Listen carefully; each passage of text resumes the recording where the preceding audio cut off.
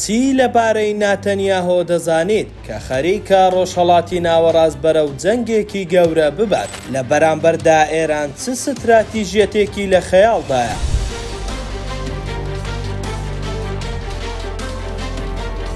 سەرەڕای هەموو هەوڵەکان بۆ ڕاگەیاندنی ئاگربەز لەلایەن ئەمریکا و ئەوروپا، بەڵام ناتەنیاهۆ ڕۆژ دوای ڕۆژ سوپرایزی گەورەتر ڕادەگەێنێت کە دوایینیان کوژرانی حەسەن نەسڕوڵڵایە. کەواتە ناتەنیاهۆ کێیە و بۆچی کۆنتڕۆڵ ناکرێت؟ بنیامین ناتەنیاهۆ لە ساڵی 1949 لە تەل ئەبیب لەدایک بووە. یەکەم سەرۆک وەزیرانە لە ناوخۆی ئیسرائیل لەدایک بوو بێت. خاوەنی بڕوانامەی ئەندازیاری تەلارسازیە. درێژترین ماوەیە کە سەرۆکی وەزیرانی ئیسرائیلە. بە جۆرێک لە ساڵی 1996 تا 1999 سەرۆک وەزیران بوو. دواتریش لە ساڵی 2009 گەڕایەوە و تا ئێستا بەردەوامە. ناتەنیاهۆ سیاسیەکی توونڕەوە و لە ناوخۆی ئیسرائیلیش نەیاری زۆرە. بەپێی زانیاریەکان ئەمریکا دەیەوێت دوای هەڵبژاردنە ناوخۆیەکانی ئیسرائیل بە هەر نرخێک بێت لا بچێت. ناتەنیاهۆ لە دوای 7 ئۆکتۆبەرەوە شەڕێکی سەرتاسەری جگە لە غەزە لە دژی بەرەی مقاومەی سەر بە ئێران لە ناوچەکە ڕاگەیاندووە. بە جۆرێک لە ماوەی هەفتەی ڕابردوو لە لوبنان چەندین هێرشی چڕی ڕاگەیاندووە